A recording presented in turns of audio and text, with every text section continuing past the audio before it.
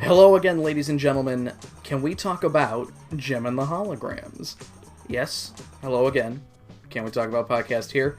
Can we talking about our current subject, our favorite subject, currently 9 episodes into the 2nd season by our chronology.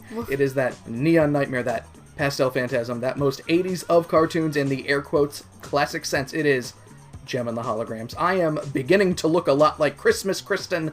My name is Joe. I am simply having a wonderful Christmas time. I'm Kristen. And we are experiencing Gem and the Holograms via Shot Factory's Gem and the Holograms Truly Outrageous Complete Series box set and the wonderful world of Netflix. Kristen, how's Twin Peaks going if you're still watching Twin Peaks via Netflix? Oh, I was going to bring that up. I just finished season 1 of Twin Peaks. How are you liking it? I am enjoying it. It's weird. I've been talking to our good friend Madeline, and while we were all living in our college apartment together, they definitely watched all of Twin Peaks and discussed spoilers right in front of my face. And according to Madeline, I said, it's okay, I'll probably never watch it anyway. But I don't remember any of the fucking spoilers. So I'm having a great time. Well, I mean, that's the nice thing is when you don't expect to watch something, you don't pay attention to the spoilers, really, and then it ends up just kind of like, oh, right.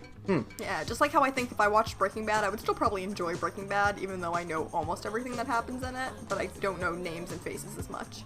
Yeah, no, it's always, it's when you're into it, you don't really notice as much, I think. I have gotten to season 3 of Star Trek The Next Generation at this point, and it's still good. After I'm done with Twin Peaks, season 3 of The 100 is finally fucking on Netflix after, nearly a year? It took forever. I don't even know what that is. It's a bad show about a space colony after the, nuclear apocalypse. A space colony that is apparently only Americans, because everyone there speaks English.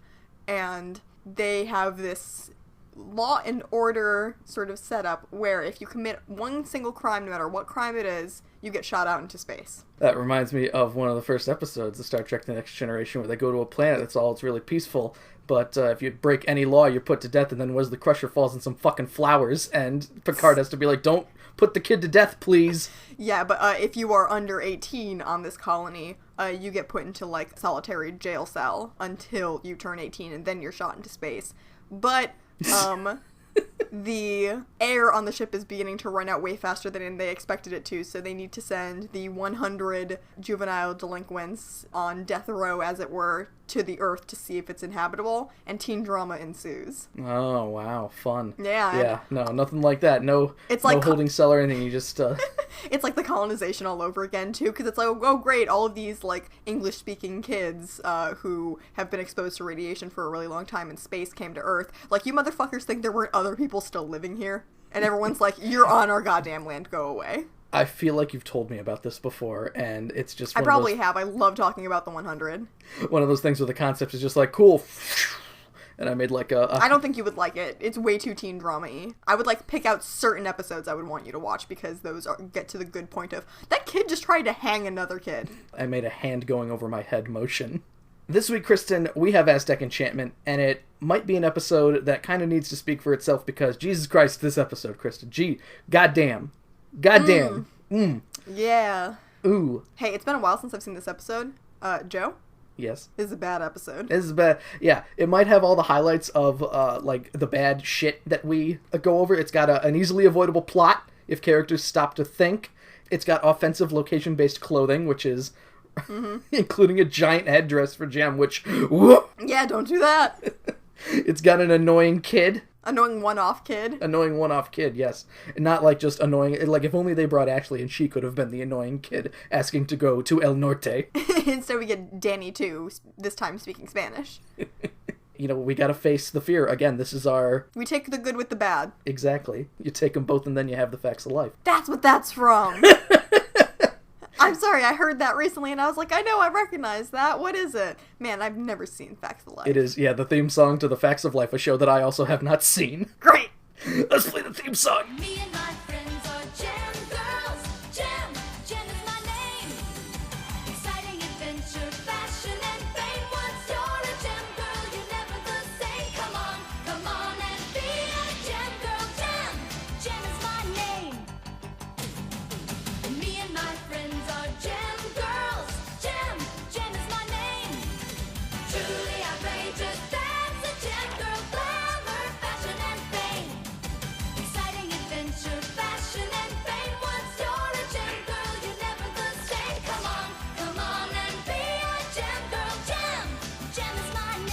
So, Kristen, this episode was written by Misty Stewart Taggart. I looked on her IMDb. She wrote for some cartoons in the 70s and 80s. The most that she has is 12 episodes of Ninja Turtles to her name, as well as later this season, she writes our favorite that we reference every so often, Trick or Tech Rat. The one that I actually cannot remember at all, aside from the fact that I know Tech Rat doesn't have that much to do with the episode. It's mostly about the pigtail orphan being scared. Yep, great. We start with a close-up of a weird gorilla monster making a roaring sound. We soon find out that it's Rio kind of dicking around behind it. And Aja's just like, would you like a banana, Rio? Ooh! Yeah, he's like, oh, I'm just practicing for when we go to the jungle. It's like, dude, you're going to Mexico City. What the fuck is your problem? Everyone has their Safari Venture clothing on. They're all shopping for Outback fashions or jungle fashions or something. Yep, there is at least once where every single person in the scene is in frame and they're all wearing safari outfits, and it took a lot of effort for me not to just burn my eyes out of my head. Lots of khaki going on in this episode. An intense amount of slightly different shades of khaki, because God knows there's so much variation there. You know who's not dressed like a safari person this episode, Kristen? Who should be? Who? Eric Raymond. I pointed that out too. No, he's in his island regalia. Yes, but Aja comments that offering bananas to bad boyfriends will be good practice for the jungle, but not in so many words. Again, Mexico City. To be fair, the runes are in a jungle.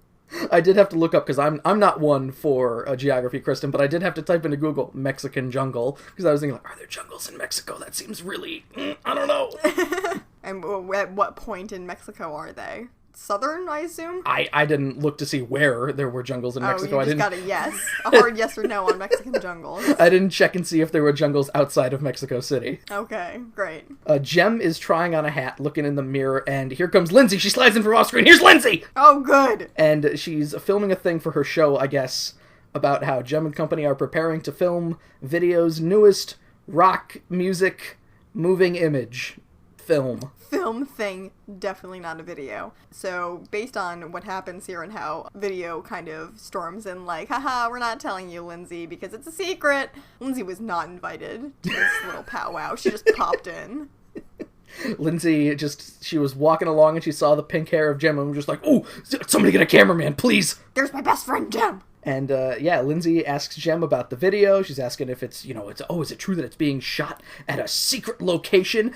Can you tell us where the secret location is? Tell us about the secret, Jem! And yes, here's where a video comes in and is just like, Lindsay, get the fuck out of here! I'm not gonna get out of here! Also, the way that it's asked here. So the way that Lindsay asks as well, before video comes in here, about, Jem and the holograms, I hear you have a video being shot in a secret location. I heard it wrong, as video is being shot at a secret location. Put her out of her misery. She can't run anymore.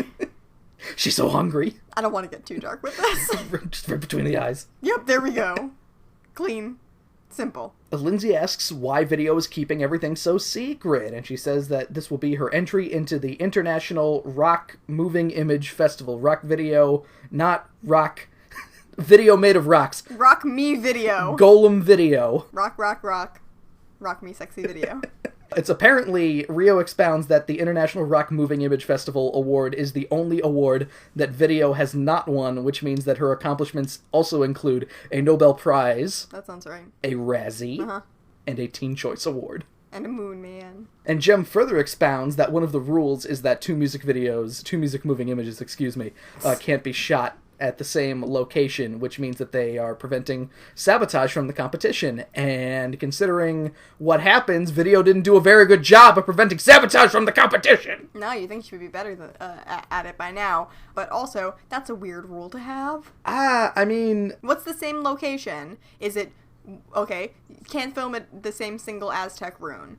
Got it. Can you film at two different Aztec runes that are next to each other? Can they both film in Mexico City? Can they both film in Mexico?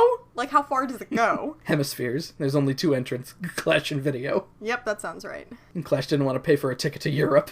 Nope. Lindsay wasn't listening to any of that exposition. She's just simply just like, video, are you gonna win? And video's a bit overconfident here, saying that, hey, well, with Jem in this secret filming location, how can we lose?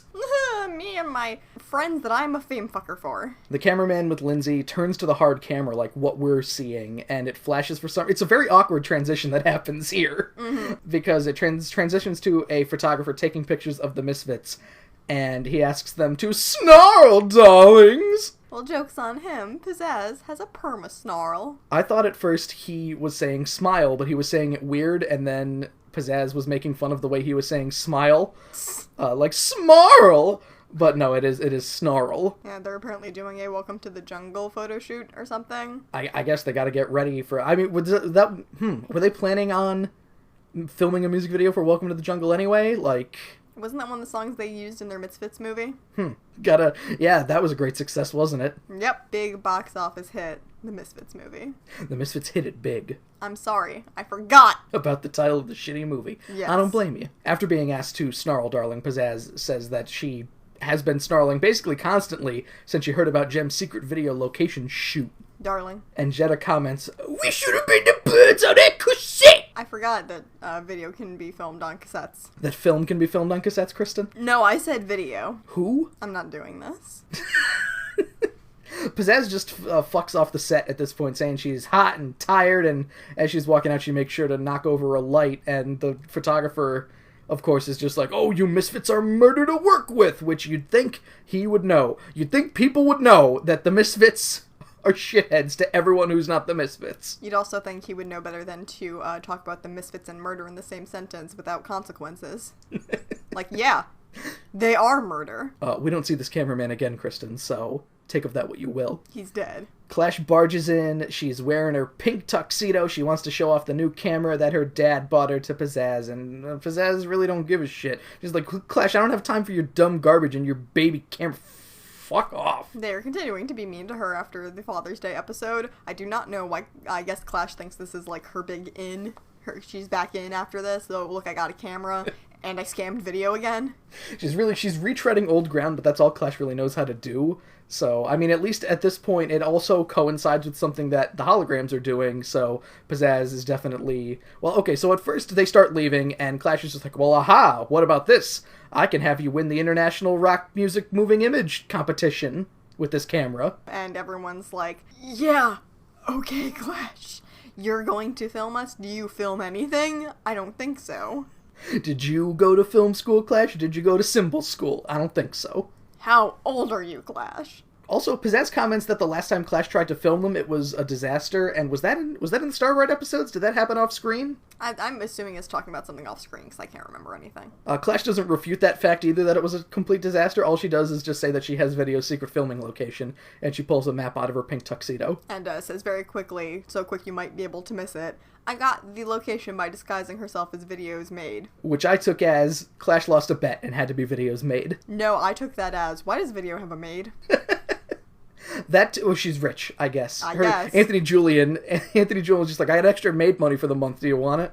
And Video says that she wants Anthony Julian to be her maid. He would work that outfit. But she got Clash instead. Damn it, Anthony Julian, you pulled one over on Clash. Oh no, Clash disguised herself as Anthony Julian to be Video's maid. Fuck. Perfect.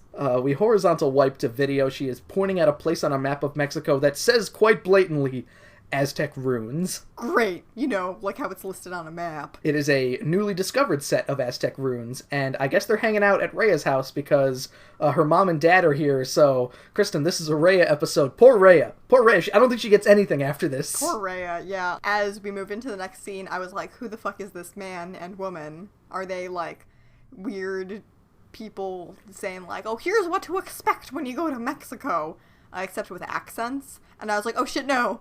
Those are Rhea's parents. They are indeed Rhea's parents. Rhea's dad comments that the rooms seem to be pretty deep in the Mexican jungle. And yes, this is where, when he says Mexican jungle, I was like, do Mexican jungles exist? Google. They mentioned that Rhea has never been to Mexico before, and they say that it's her heritage. Like, she's an adult. They never took her to Mexico? California's not that far. California's not that far. LA's not too far from Mexico, but I guess, yeah, Rhea's never... Hey, somebody's gotta tend to the flowers, Kristen. You can't go to Mexico when you got flowers to tend to. What about the 5,000 brothers? You can't go to Mexico when you got 5,000 brothers to attend to. That's true. Rio assures Rhea's parents that Video has hired the best guide available, and then he adds on afterwards. And of course, I'll be there. They never make any mention of, like, whether or not Rio has some kind of Mexican heritage either. They don't. I mean, being named Rio, you would assume. I don't know. Rio's Rio, Kristen. That's what it is. And of course, Jem's response to Rio, fucking pushing his chest out, being like, yeah, and I'll be there too. She, like, takes a shot at him and is just like, despite Rio's presence, we will be okay. Yeah. Rio, please don't get jungle madness again. Rhea's parents, who were kind of, like, skeptical, just kind of go, okay. And that's that. And then, okay, going to Mexico.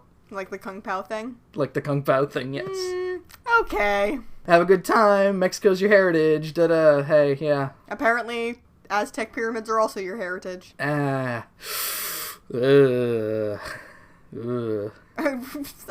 will talk about this when we actually get to it, but the fact that they go to, like, these Aztec ruins, and the first thing Rhea says is, like, I feel so at peace here. Ugh, Missy Stewart Taggart, Jesus. All right. We fade to everyone standing around on the street. They are waiting for their guide. They're already in Mexico City, and I'm glad that we were... Is this the first time that the holograms have traveled to a far-off location we have not seen them getting off a plane? I think it might be, but really quick, I am now thinking, when they went to the Great Wall of China, Aja didn't hug it and go, I'm home! I forget, did Aja say anything about just like, oh, yeah, it's nice to be here? I don't think she ever mentioned, like, not being someone who was born in America. Again, we have that problem where young Aja is wearing a sailor fuku later. And flying on a Japanese flag in one music video. Yeah, so, there's some, I don't know, is it worse that Aja is so ambiguous, or worse that Rhea is so, like, this is me? Yeah, that's the thing. I think if Aja said something along the lines of, it's great to be, if she gave any sort of inkling where it's like, oh, this is my homeland, then we would be like, aha, Aja's Chinese, got it. But we don't know if she's Chinese or Japanese.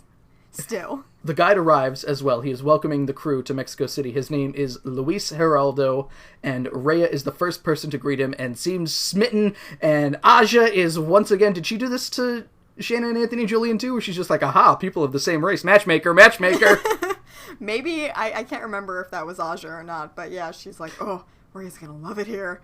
And it's weird because the way that Luis is drawn, his mustache makes him look like 40 years old. He looks very old. He does. He doesn't look like he looks like he could be Rio's dad. Yeah, basically. Luis shows off some temple that's in the heart of Mexico City. It's an example of the rich history of this country. And here we go on a little history lesson, I guess, Kristen, where a legend says that Aztec wise men told the leaders of the tribe to build new homes and farms where they found an eagle perched on a cactus, clutching a serpent in its claw, which is what is on the Mexican flag. Yep, I have to wonder if I would have received this information differently if it was just a dude talking to me about it while I was hanging out in Mexico. Because I learned about the history of Aztec culture in my anthropology class in college. Huh. So you knew this. Well, not that I didn't know this already, but yeah, so you knew this already. We learned a shitload about, well, Aztec art, first of all, because I went to an art college and that was the main purpose, and learning about anthropology through art. But we also learned a whole shit of a lot about gods and sacrifices. Nice. Cool. Which will come up later, I guess. Yep, I wrote some custom lyrics for Aztec Enchantment that I'll be singing. After finding that eagle, they built the great city of Tenochtitlan. And while he was explaining all of this, all of it was being, like, shown as well. Like, we see, there are 2 occasions in this episode where we see an eagle perched on a cactus with a serpent in its claws/beak.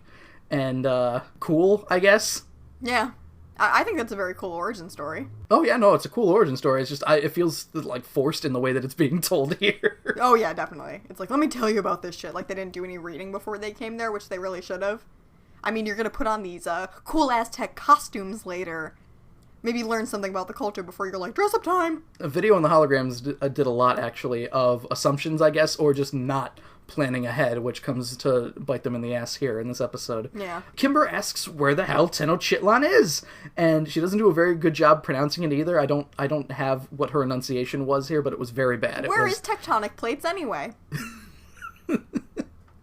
And Mexico City was built on top of it, you dumb red-haired woman. Read a history book, goddamn! Woo! Dunk!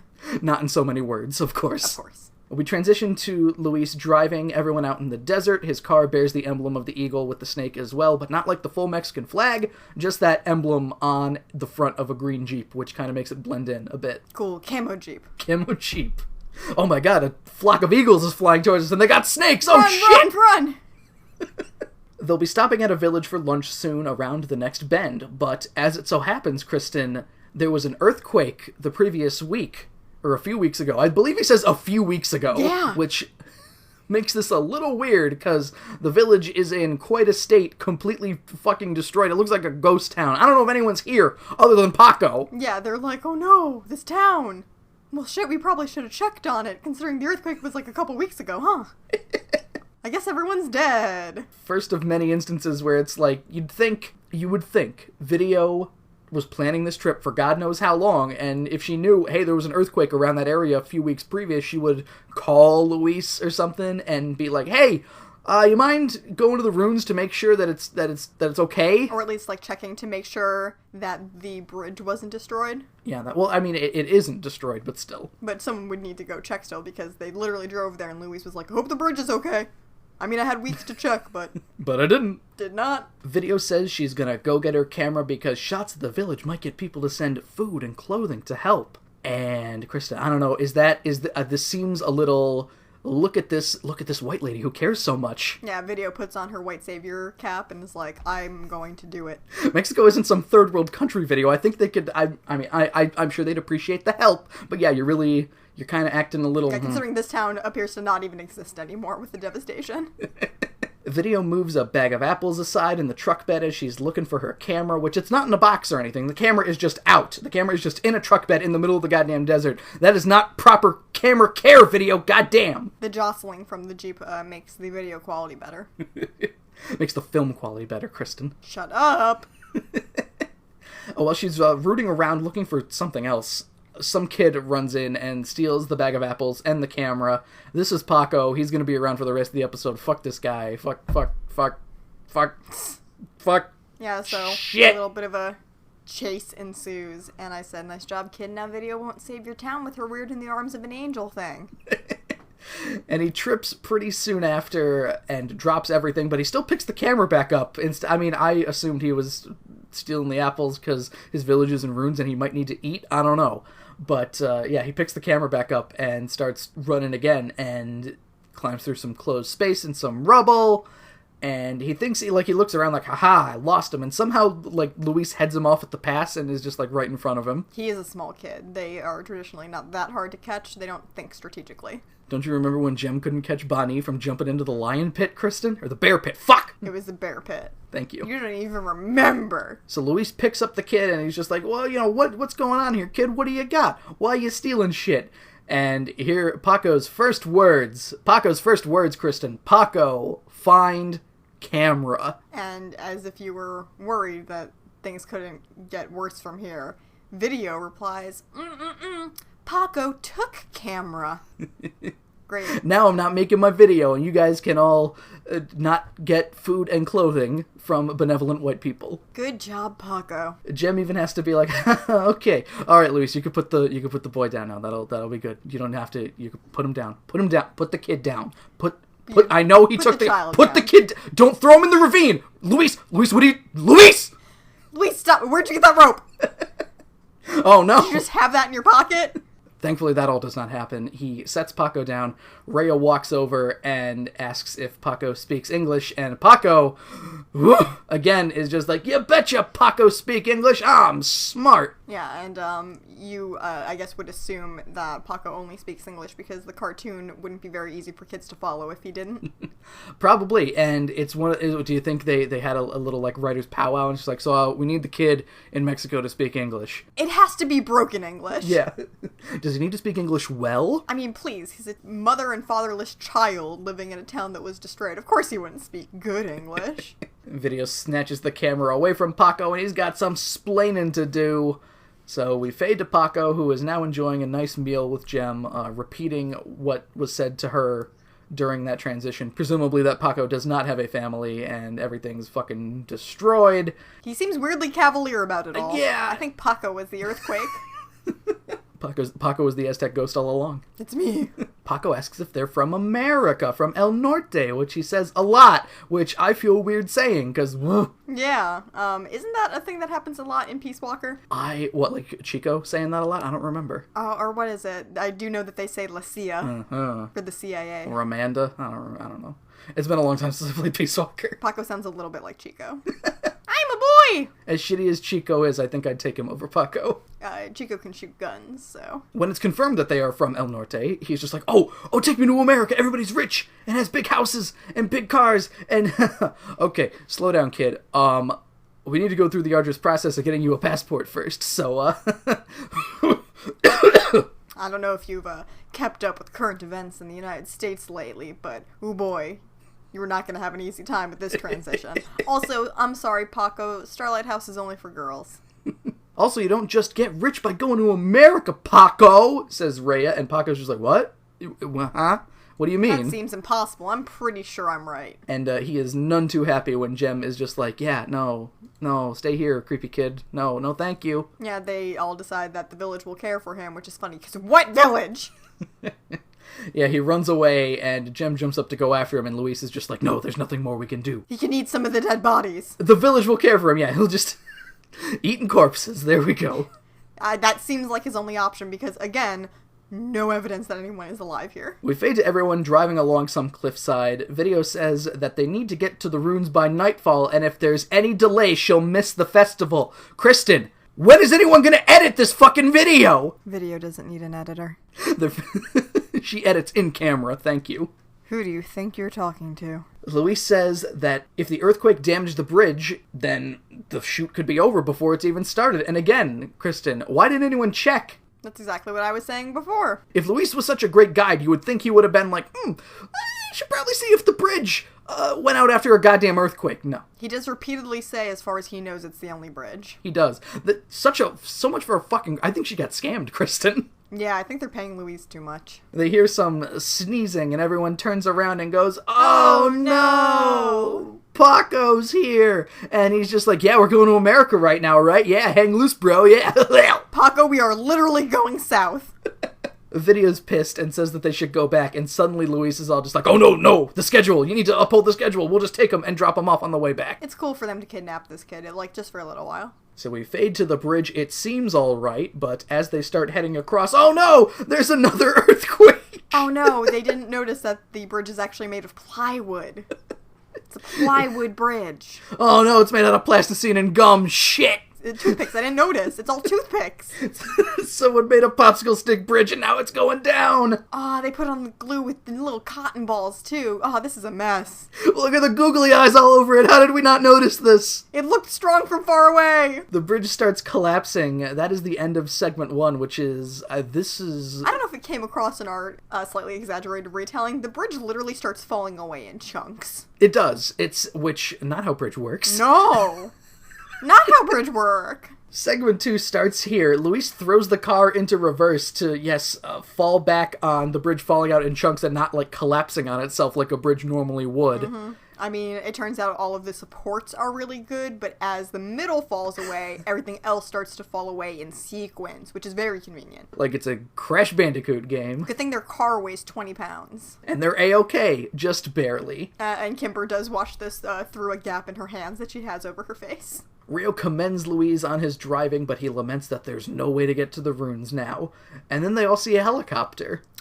Help! Thank God. I don't know what the helicopter could possibly do for them. Shove, 8 more people into it and fly over the gap without the Jeep? They're driving in 2 separate Jeeps right now, and, I actually didn't notice, Kristen. Who's driving the second Jeep? Do we know? I wasn't paying attention. I wasn't paying attention. Damn, it could be Aja. I don't know. So, Rio, with some binoculars, he's just like, wait a minute, in that helicopter, it's Clash and the Misfits! Really, Clash and the Misfits? Not the Misfits and also Clash? Well, he sees the purple hair, and he's just like, who else do I know that has purple hair? And then Shayna is just kind of, standing there with her hands on her hips. Okay, so it's not Shayna. Process of elimination. Same thing with... Oh, shit, it's Clash. Who do I know with blue hair? Aja's standing behind me. It's gotta be Stormer! Oh, shit. And forgetting everything that happened in the band's breakup, Stormer is joining in on laughing. All the Misfits are jeering at Jem and the holograms on the ground, and Stormer's arm is extended upward from the helicopter, which seems very dangerous. Yup, and they fly away. And Stormer loses her hand, so there's her first grievous injury. Oh, yeah. Now she's got a hook hand. Now she's got a hook hand, too. Wow. I think that's very warranted. Good catch. They all laugh at Jem and Company's misfortunes, and as they fly off, Pizzazz goes, "Adios, losers!" And there's no possible way that they can hear them, because the helicopter... None of them are wearing, like, the headphones in the helicopter, either. I mean, this is a cartoon, so I understand, but... Joe, are you sure Pizzazz's voice couldn't carry? Are you? She bursts the eardrums of everybody else in the helicopter, but then they quickly heal. That explains what happens to Eric's voice. He must not be able to hear it, so he does a tech rat voice instead. Did you notice that? I did, yeah. When Eric's screaming is just basically he turns into Tech Rat, yes. Yeah. So, yeah, they're all the holograms are all just kind of standing around now, not sure what to do, and Paco is just like, "I got another way to the runes," and Luis is just like, "Why are we listening to this dumb shit kid? Go steal some apples, kid. Get out of here. I'm going to throw you into the ravine again." I have a map. Where's your map? And Paco don't care what no map says. Fuck you. I'm going to throw you into the ravine. How about you try to cross your collapsed bridge now? Oh, wait, you can't. Rhea trusts Paco because he's a native. What do they have to lose? Great. Thanks, Rhea. So much for cultural heritage. Like, they couldn't even reword that to be like, well, Paco lives in this area. Maybe he does know. Yeah, they had to make it weird. They went with native there, so 80s, woo! We horizontal wipe to the Misfits, and here's where we notice Eric wasn't taking part in the jeering previously, and it took me until now to be like, why is Eric? Oh, Eric's on the helicopter too. Okay. He's sad because he doesn't have a safari outfit. It was in the wash. He wore it earlier in the week for a different safari outing, and he's just like, well, now I only have my island clothing. Outfit in. They're all still laughing. Clash is just like, oh, did you see Video's face? And Pizzazz going, help us, like I would ever help Jim. Ha ha ha. Eric notices that the Misfits are getting a little rowdy, and yes, in his best Tech Rat voice, yells for them to calm down. Which is weird, because we've heard Eric yell in his Eric voice before, so, Charlie Adler, what are you doing? Well, this is a life-threatening situation, so this is where he turns into Tech Rat if it's particularly threatening of a helicopter crash. I guess so, because Pizzazz is like, oh my god, let's go around one more time and yell at them more. And she grabs the pilot's controls. And it takes 2 seconds for the helicopter to be, in the pilot's words, out of control, which, again, technology, Pizzazz touches technology, and it's just like, oh, fuck, no, the devil! I can't do that. And we just wipe away from this scene, and later find out that the Misfits get into a helicopter crash. The holograms and company find themselves at a man-made bridge, and Paco commends himself for his guiding skills, as well as the fact that the bridge is old, but strong, and that his grandfather helped fix it once. Thanks for the information, buddy. Good on you. We're setting up his character for later. Paco is so excited that he's standing up, and Jem has to be like, sit down, Jesus Christ, sit down. He starts doing a weird jerk-off motion with his hands, too. I'm just saying. That was animated badly. They do get across safely, and yes, we fade now to the helicopter crash site where Eric is basically coming down from a panic attack going, I don't believe we survived. I don't believe we survived. You think it would be at exactly that point he would drop the Misfits and consolidate Misfits music into something else? Everyone else looks fine, too, because Pizzazz's immortal body absorbed the impact for everyone except for Eric and Clash, I'm assuming. Yeah, Clash just floated down. Well, Clash is a nightmare, so she can hold her own. Yeah, she's not corporeal. And Pizzazz saved the pilot, of course, because I guess he's important. She's incorporeal. That's it. Sorry. She's a ghost. She's a ghost. Ghost nightmare. Pizzazz asks Eric, where the hell you found this piece of junk? And she kicks the helicopter and a piece gets knocked off, and I don't think that's the greatest concern right now, Pizzazz. Nope, because it's not taking them anywhere now. Clash is looking over a map, turning it all around to figure out where the hell north is, which way is El Norte? Where's El Norte? I want to go home. Saying that she's gonna be the one to make this music moving image and they just need to get to the runes first, before video. So Clash is like, okay, follow me. Like that was gonna go over well. Roxy is just like, walking? What the fuck? What is that? What are you asking me to do? I think you just said you're gonna carry me. And Stormer, as well, is just like, but I'm wearing my new heels in the jungle. Bad dress decision, Stormer. And Pizzazz screams that they are stars and not pack mules, and so Eric has to carry now 5 women and a helicopter pilot on his back. Great. Well, we do see that the Misfits do end up walking, and Eric and the pilot are actually just carrying the bags and all of the lights and shit. Eric laments that there's never any quicksand when you need it. He wants the slow way out, Kristen. He doesn't even want to die quickly. He wants to suffer because he knows his sins are too... I like how that's how you interpreted it. I interpreted it as him wanting the Misfits to get swallowed by quicksand. No, Eric wants to die. Now. And you know what? I believe it. We fade back to the runes. Everyone comments on how beautiful Aztec culture is and blah blah, whatever. Fuck, shut up. Rhea might as well cast off her clothes and yell, "I'm home." Video comments at this point she has a friend who makes documentaries for the Mexican government, and he's the one who made it possible for them to film here. Is that editor, Kristen? Is that who editor is? He makes documentaries for the Mexican government? No, Joe, that's Video's friend Film. Video's friend documentary. Yes. Documentary Montgomery. Kimber and Shayna wonder where the Misfits could possibly be, considering they had a fucking complete advantage and should have shown up here first. Nah. And they don't seem to care. No, they're not concerned, as they shouldn't be. And yes, here is where Rhea goes, I feel so at home here. And Luis goes, it's in your blood, Rhea. Great. Oh, fuck, how do the Aztecs get in my blood? Oh, God, get them out, get them out. Fantastic voyage. Ah. He also points out a place where the Aztecs would dance and celebrate their gods. And Kimber says, outrageous at the idea of celebrating a god. I worship music almighty. Thank you. Also, does not seem to point out that, celebrate your gods is an interesting way to word. You know, there are all these different gods, and there are lots of different ways that we sacrifice people to them. And then we dance. Yeah! Paco asks Jem if they like Mexico, and Jem goes, we love it! And it's time for... And Paco's like, what? Song number... I love El Norte. Song number 1 of the evening, Aztec Enchantment. I believe that's how that's pronounced, yes. Which we will play for you right now. I look in your eyes and I go on a journey. One look and I'm swept away.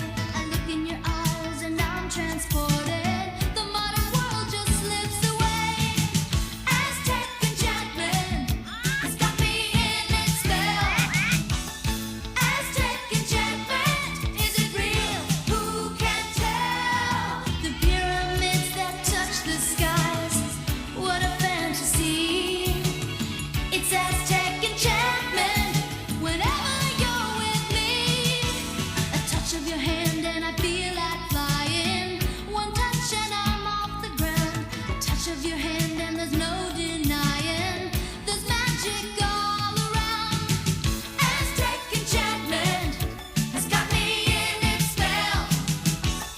Aztec enchantment, is it real?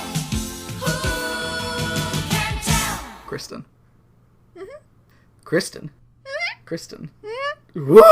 Yeah. Say what you will about Adventure in China, at least it did not have a We're in China song. Yeah, I guess they don't have a music sting that is related to the Aztecs that they could use. There's no chopsticks that we can just slip in here, so there has to be an entire Aztec enchantment song, similarly to the Shangri-La song later.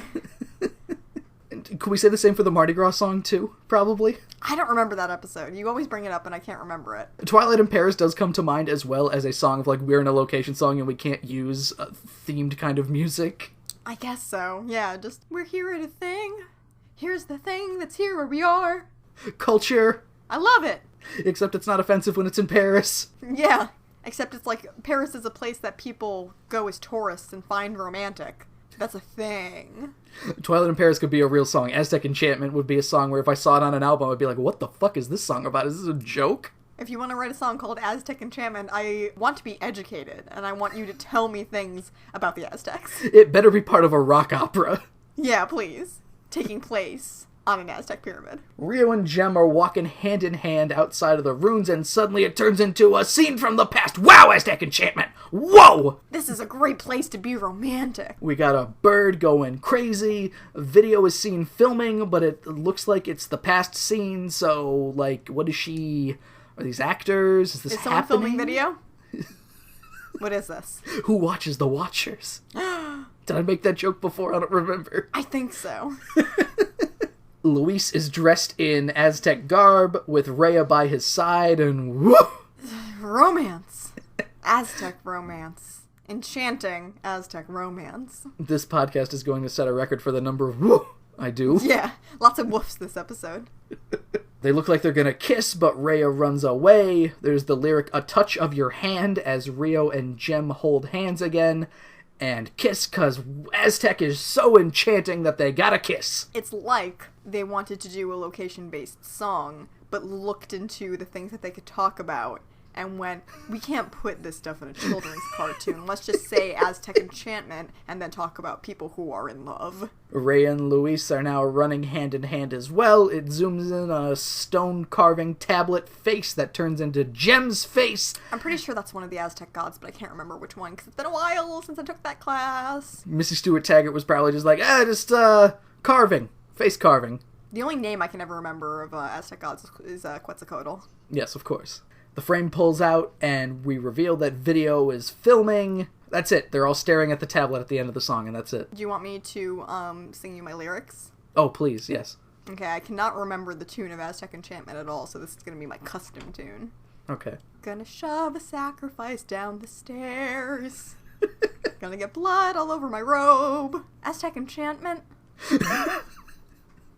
Did you know that was probably my favorite thing I learned about human sacrifice, is they would stand on top of the pyramid, take the beating heart out of the sacrifice, and then shove their body down the stairs. Those, like, huge stairs. Thus creating everyone's favorite pastime of watching someone fall down the stairs. Yep, and Rhea feels so at home. Luis just pulls out Rhea's heart, and it's just like, I love it! Yay! So some dude comes up from the temple now. He is a gray hair mustache man, and he goes, turn that racket down. What is that? What is that ear-splitting noise? What is that? What is music? Oh, Fucking hippies! what are you communists doing here? I love how Jem very quickly defends the music and says that wasn't noise, it was music. That's a rude thing to say to someone who was here before you and lives in this country. Because, of course... You did bring your American rock and roll to an Aztec pyramid. And his response is, of course, that's your opinion. So I like a fine jazz. You don't know about jazz yet, do you? You didn't bother to ask what kind of music I liked, did you?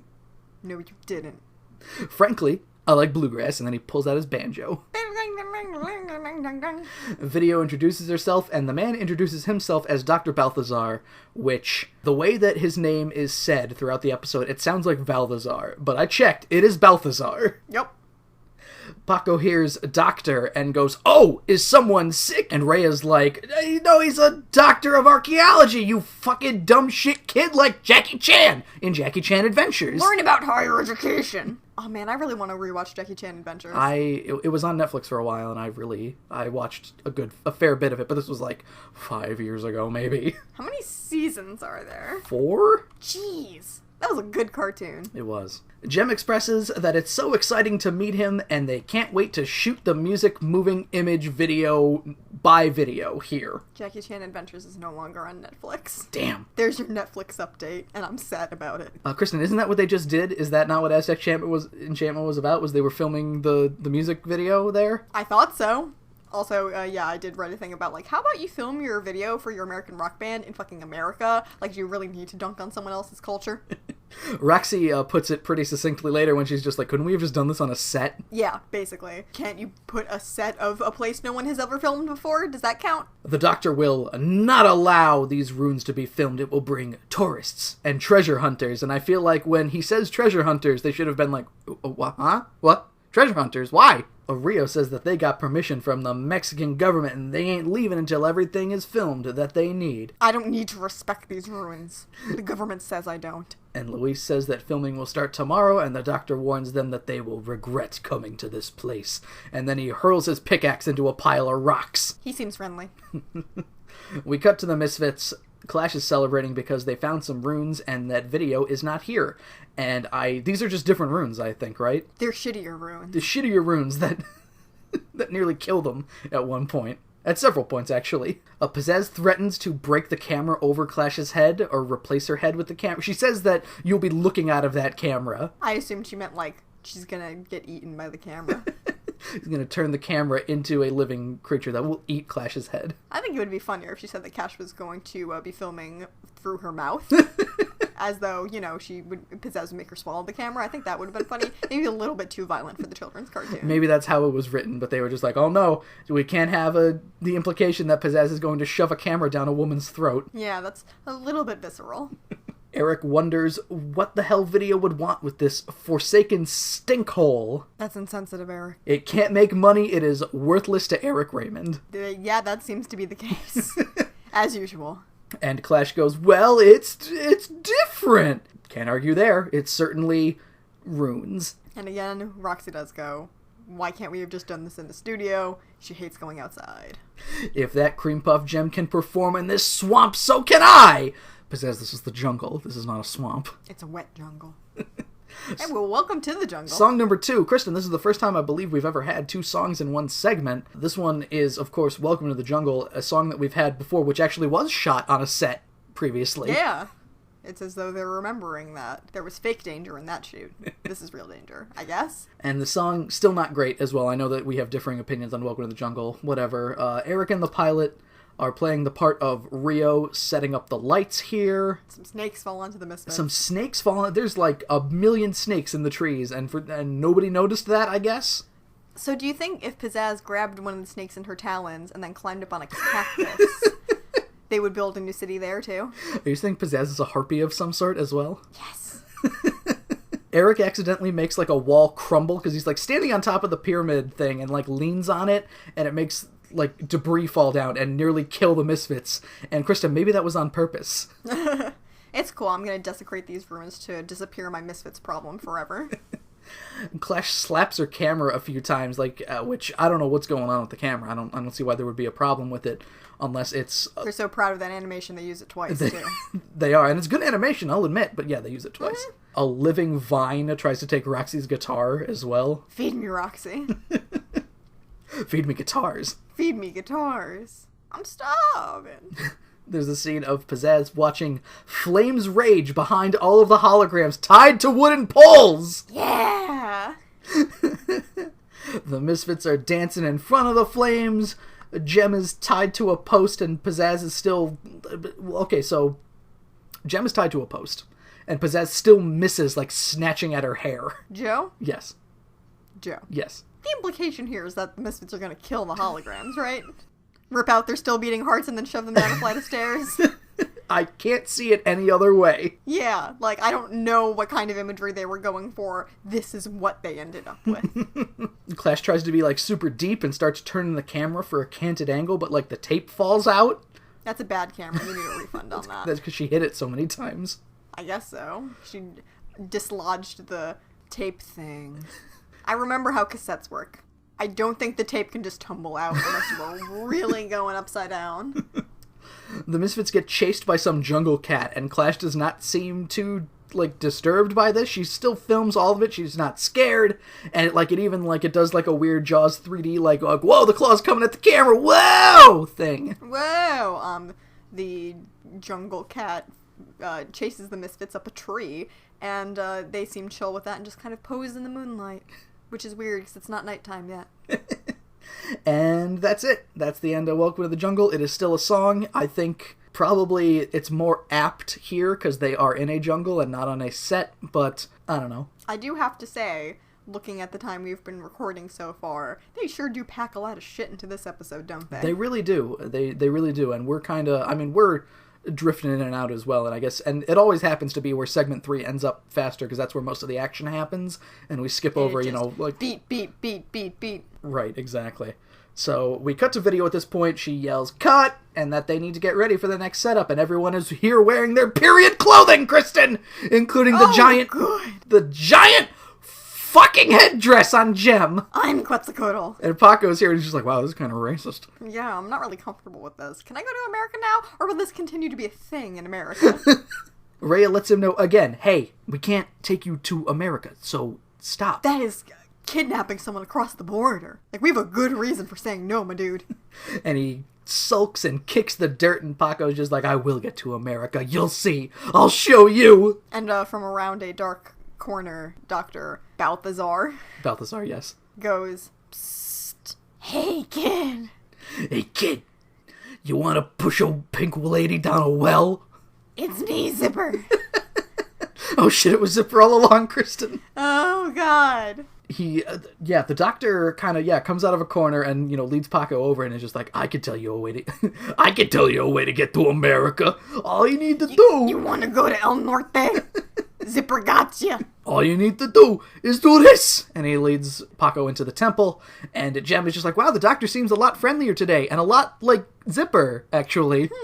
That's interesting. Ray does kind of go like, I don't know this Zipper you're talking about, but isn't he acting kind of like not a nice archaeologist, bud? She is a barometer for measuring something like that.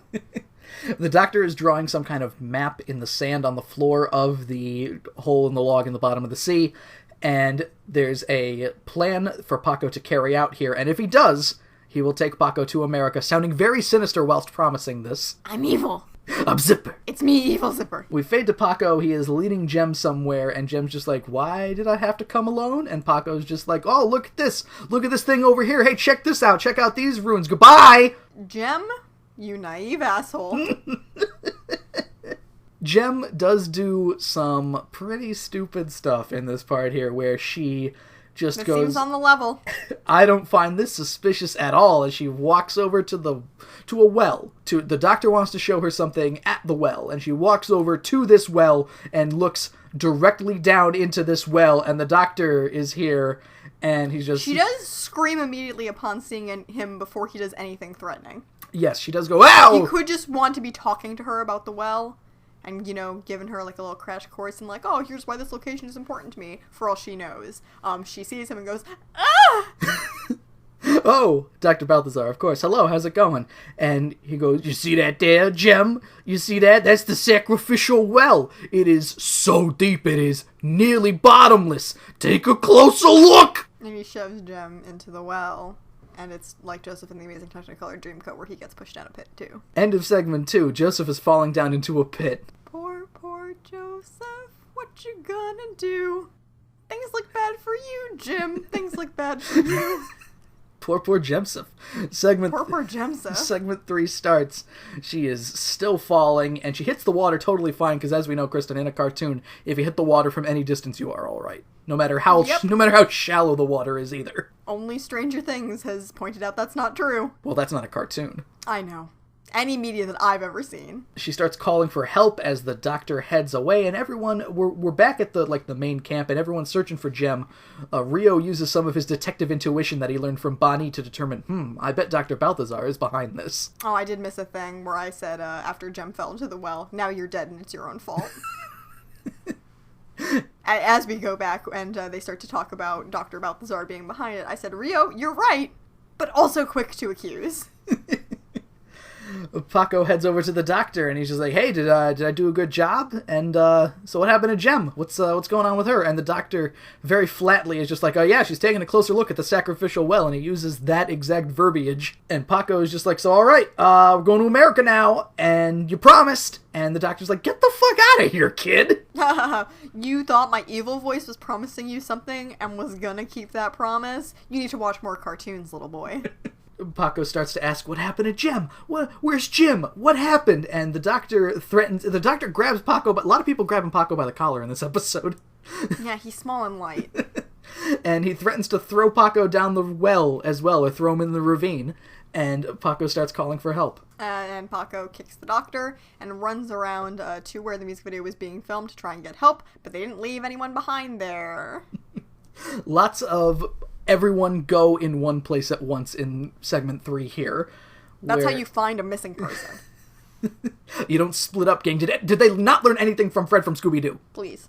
Paco can't seem to find anyone. They all went inside to the pyramid, and Luis notices that all the treasures are gone, and this wasn't the work of an archaeologist, this was the work of a thief! What treasures were they expecting to find? Still beating hearts? Severed heads. Yep, all of them. In a big salad. Ew. You're welcome. Everyone puts 2 and 2 together and realizes that the doctor was the one who stole the treasures. And I don't know if they're on the ground. The architecture of this pyramid, we really don't know where everything is. But It makes zero sense. yeah, Kimber looks out like an opening and sees them, the doctor, I should say, and his toadies all kind of loading up a cargo truck. And Luis and Rio basically teleport back outside so they can get in a jeep to chase him. We got it. Time for a chase scene. Woo, woo, woo, woo. Aztec police. So Rio and Luis do the same thing that the Skulls did in Glitter and Gold, cutting off this giant cargo truck by, cutting in front of it, when they could have very easily been smashed into and killed. Yeah, especially them being in a Jeep and him being in a big truck. And the truck does go through parts of the jungle, smashing into a lot of very thin trees, thankfully. But with all that jostling, you would think some of the treasures, the ambiguous treasures, would be fucked up. Yeah, that's the... you would think Luis would be like, we can't make him crash because that would... No, it's a cartoon. We don't have time for that shit. Crash him. Nope, we're running out of time. We need to end the episode soon. Paco finds Gem down in the well. He throws a vine for her to climb out, and it's... Joe! Yes. The earrings are wet. Yes. I'm just saying. I know. I think we've come to accept at this point, Kristen, that it doesn't really matter. I need to point it out, though. I know. It's the same thing with, it's me pointing out the video needs to edit things. Uh-huh. Can't let it go. It's gym class all over again as Gem climbs up like a fucking Olympian, which is, of course, par for the course in Gem. Everybody's really good at climbing. The vine is also dangling pretty center in this well, which, wow, great arms, Paco, if he's holding it so she doesn't... Wouldn't it be easier to climb against the wall, like with her feet on the wall? Like Batman? Yeah. Sideways and everything. They turn the camera sideways and she just walks out normally. Oh, that was a lot easier. Gem remarks how happy she is to see Paco, probably the first time he's ever heard that because he's a little shit. Fuck you, Paco. And then a puppet of a snake comes up next to her, and they turn and look at each other at the same time. And it attacks her and she falls back down the hole. That's something that happens in Joseph and the Amazing Technicolor Dreamcoat. When Joseph is climbing out of a well.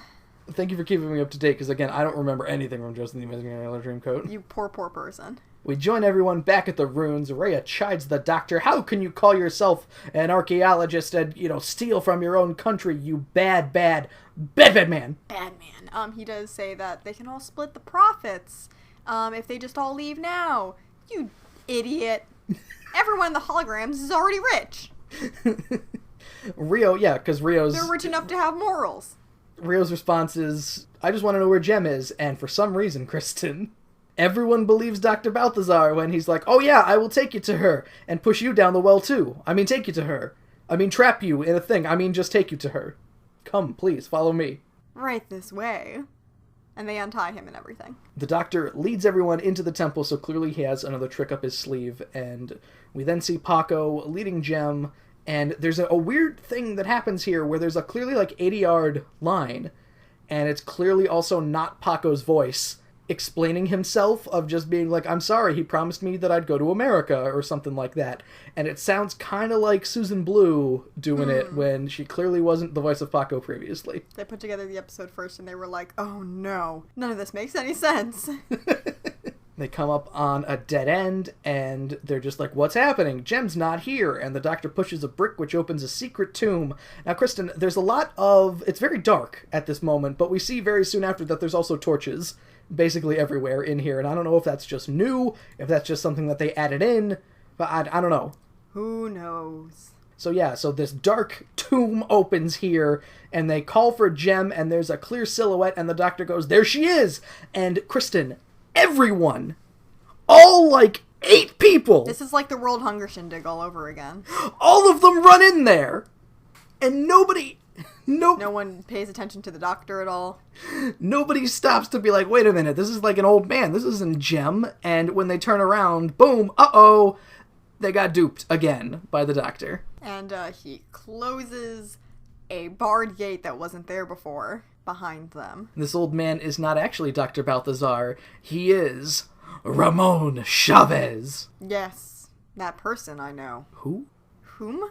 Jim? I think he said his name was Jim. And you are to be entombed forever, Chavez says. Okay, so This is the cask of Amontillado. Also, I've been calling it the casket of Amontillado. Yes, it is just the cask. Yes, because it's like a cask of wine. Exactly. Now I understand. I thought casket because they get buried alive. Of course. I think it's an easy mistake to make. Anyway, I did want to correct myself, but this is a lot more like the cask of Amontillado than any other thing we've referred to being like that. Song number 3 of the evening, Love Will Show the Way, which, Kristen, when we've got a very high-energy chase, a race against time, with a guy who's evil, locking people in a pyramid, you know what I need? I need a ballad. Those tricky foreign cultures and their booby-trapped tunes. Paco and Jem are running into a maze structure, running through halls, and they find some various traps. There's some spinning walls and carved faces and whatever. Rio has already resigned himself to death. Yeah, Rio's sitting looking very forlorn. Again, there's torchlight now basically all throughout the pyramid when there wasn't earlier. You can't really have torchlights underground, can you? That's an oxygen thing, Where does right? the smoke go? I don't know. Maybe, yeah, they're all going to die of carbon monoxide poisoning then. Cool. Rio starts, like, banging on the walls, which Jem can hear from the other side somehow, and the doctor... I mean, it's a song, so the doctor's not going to... A likely story. The doctor's not going to stop the song and be like, hey, don't do that! Yeah, the doctor is also just kind of standing guard waiting for them to die, I guess. Oh, I forgot to mention, the old man who was in here is actually Dr. Balthazar, and I should probably mention that Dr. Balthazar is... he's just an old man, and I should probably refer to the guy here as Ramon Chavez from now on instead of calling him the doctor so we don't get them confused. Okay, sure. Good disclaimer. Paco and Jem meet. Paco and Jem get separated at one point because Jem falls through a trap door, and then they kind of meet up and hug, and that's it. And because that's Love Will Show the Way. It's a song where I watched this episode 2 days ago, and I do not remember what Love Will Show the Way sounds like. Me neither. Ramon Chavez is still hanging out. The actual Dr. Balthazar is yelling at him, "Return the stolen artifacts! Return the... Also let us out! Return the slab, or suffer my curse." No! No, doctor, they belong to me! Bender! Me, Bender. Chavez says, maybe one day an archaeologist are gonna find your bones. And Paco runs over to Chavez at this point and tries to take him down, but Chavez again just lifts him by the collar, threatens to throw him to the ravine, and says maybe it's time to go swimming with Jem. And Jem is like, I haven't used Synergy in a while. Kristen, she asks Synergy for some ancient help. Jem, that is very non-specific. So a Roman gladiator shows up. And Jem's like, no? And Synergy goes, what did I say? Period appropriate, Synergy. I'm a computer, not a mind reader. So it brings up a giant dude with a sword and a normal dude that I guess it's ancient. They're hologram Aztec ghosts, and Paco identifies them as such, as, Aztec ghosts. The ghosts of the Aztecs! Yeah, I wonder if, they can't just straight up refer to actual designs of figures as gods. Yeah, because I assume there's a reason that it's a giant guy. Probably a god, I'm assuming. Maybe. Yeah. Again, it's been a while since I anthropologied, so I would not be able to use any context clues here to tell if they did any research. My apologies. So they tell Chavez to return the slab or suffer their curse, and Chavez tries punching the hologram, and he phases right through it. He falls onto his face, and 0.1 seconds later, he repents, saying that he'll let the prisoners go and return everything. He realized it might have been a mistake to try and punch God. We cut to the Misfits looking miserable. Pizzazz wants out of this fucking crummy jungle. And Stormer hears a car coming, and they all run towards them, hailing the cars here, and they all hitch a ride. Yep, they are wheezing into one of the Jeeps and shoving each other. And I believe Stormer very angrily goes, "Get off my foot!" Yes, again, she's getting sassier since the Misfits know they can't lose her. Gee, Pizzazz didn't even say please! Does that surprise you? What a fun adventure we had in Mexico. It was so good. So apparently the government's going to help Real Doctor, who was at this point malnourished, I assume. Yeah, they're going to send a new team of people to help him, because God knows how long Ramon Chavez was keeping Dr. Balthazar in the fucking temple. They need to put all the treasures back. Wait, what happened to the old team? I think the implication might be that Ramon Chavez and his people were the Doctor's old team, but they turned on him. Oh, maybe. If that was the thing they didn't explain it very well. No, they did not. That's one thing where you gotta assume in that case. Oh, but everyone in the government also is so proud of Paco. And they're even gonna ask his permission to go to America. And then Paco's just like, nah, America's bullshit. I'm gonna stay here. And they're like, but why? Don't you want to be rich and have a big car? Aja asks why the change of heart, and Paco says that the Aztecs built things the earthquake could not break. So he will go to school and learn to do the same. Awesome. Season wrap on Paco, in case you were wondering how his character would end up. He will make Mexico great one day with his architecture. And then we cut away, because who cares? Video won her award! Yeah, we don't even see the award ceremony. It's just Video being interviewed that she won. We need to end the episode.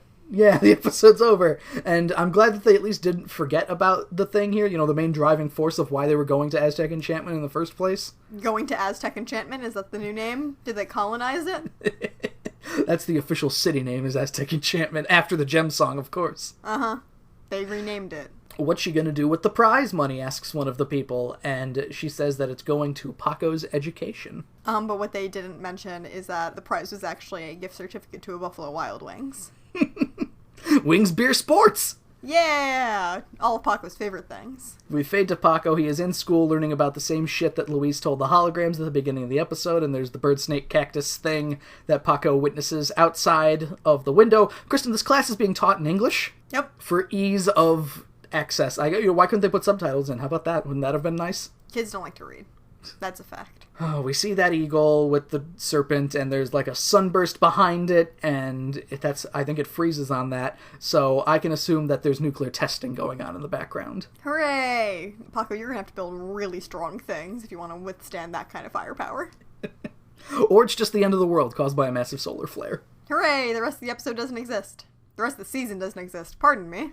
Oh, that's the end. That was Aztec Enchantment, Kristen, so again, woof. Woof indeed. It kind of occurs to me that this is kind of a bit of a test episode, considering the rest of all the, We're in a Weird Place episodes this season, because we got the Shangri-La episode, we got the Middle of Nowhere episode, we got Mardi Gras might count, I don't know, but we got a few episodes like that, where they're in a place that is unfamiliar, and things get... Even when they go to the Renaissance Fair, it may as well just be, we're in Sherwood Forest. Oh, that's great! It makes me a little bit excited for the Shangri-La episode, because that one is at least... It goes so overboard that it becomes hysterical. Are we overhyping it? I don't want to overhype it either. Pizzazz does mistake a real Yeti for her dad.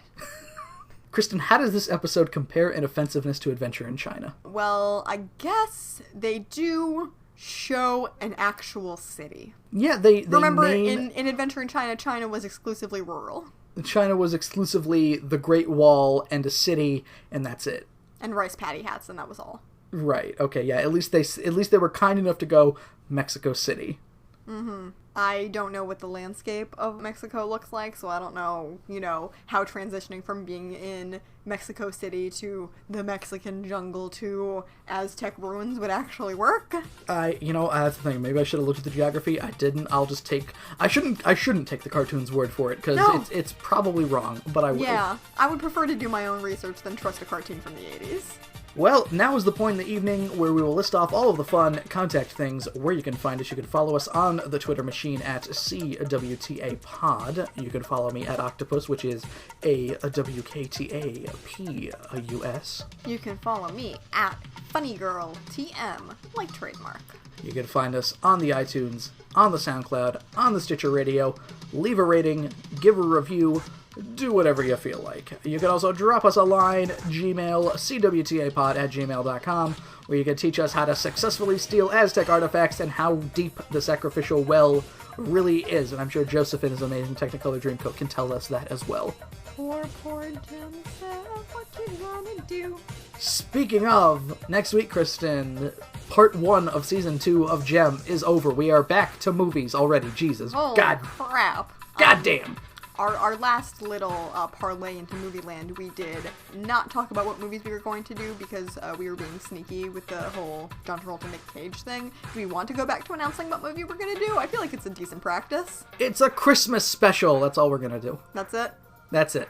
All right, Christmas special. So join us next week for the CWTA pod. Can't We Talk About podcast Christmas special. It's going to be really Christmassy and have fun. So for the Can We Talk About podcast, My name is Joe. I am Kristen. And join us next week when we will venture into Movieland for Christmas. Yes, that thing. Checks in the mail.